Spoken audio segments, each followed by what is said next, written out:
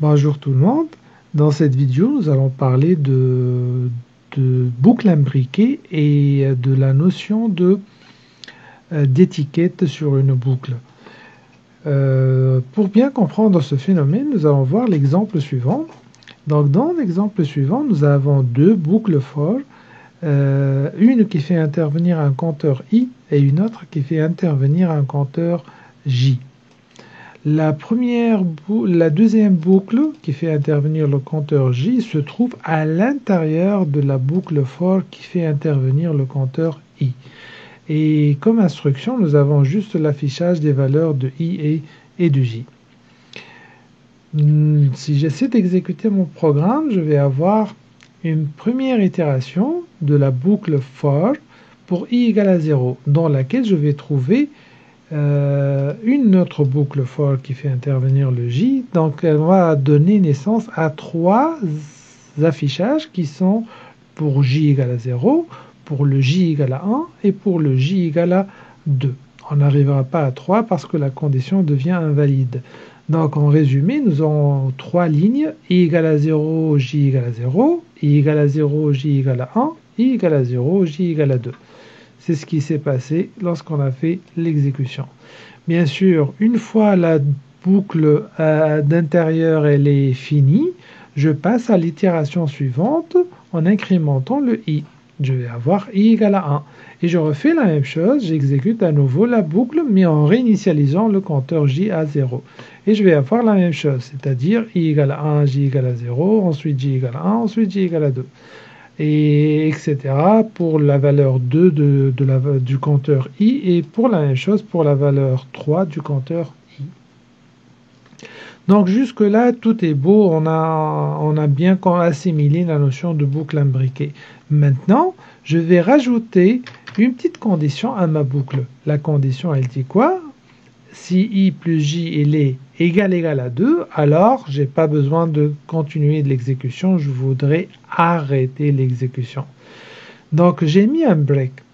La question qui se pose, le break il va porter sur ce for là ou bien sur ce for là, sur la boucle d'intérieur ou bien la boucle d'extérieur. Donc la boucle englobée ou bien la boucle englobante. Donc dans ce cas-là, le break il va porter sur la boucle for à laquelle il est rattaché, qui est la plus proche pour lui. Donc la boucle for qui est plus proche pour lui et auquel il est rattaché, c'est la boucle for englobée. C'est cette boucle for qui se trouve à l'intérieur. Donc lorsque j'exécute, je vais avoir, pour i égale à 0, je vais avoir et j égale à 0, ça c'est bon, parce que i plus j n'est pas égal à 2. Donc je vais avoir 0, 0 qui sera affiché. Ensuite, pour j égale à 1, 0 plus 1 c'est aussi correct. Donc je vais avoir l'affichage de 0, 0. Ensuite 0, 1.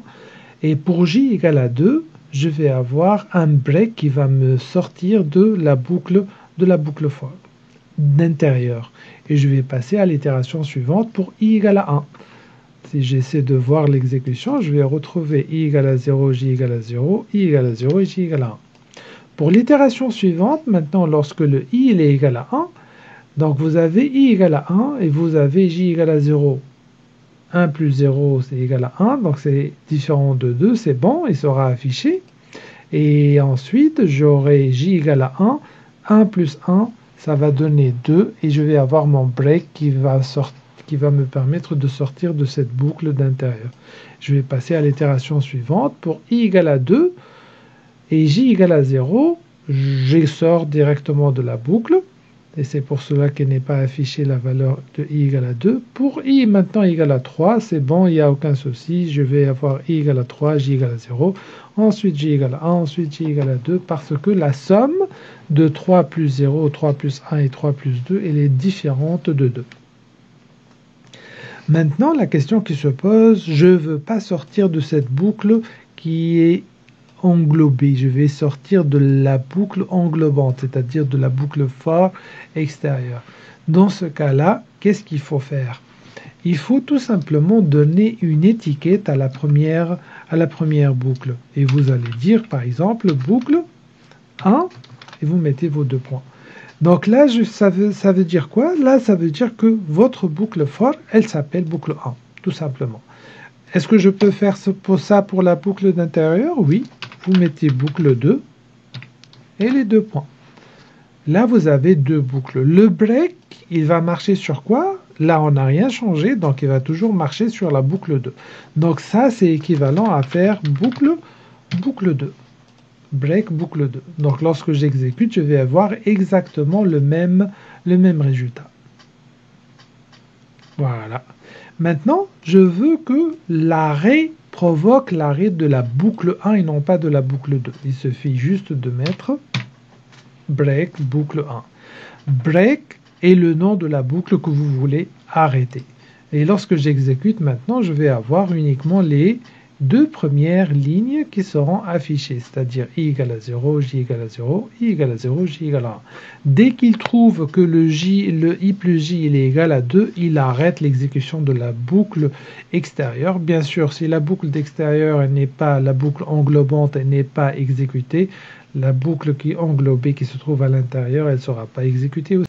Ces étiquettes sont applicables aux 2 instructions qu'on a vues d'interruption, que ce soit de boucle, break, ou bien interruption d'itération avec continu. Merci pour votre attention et on se voit dans la vidéo prochaine.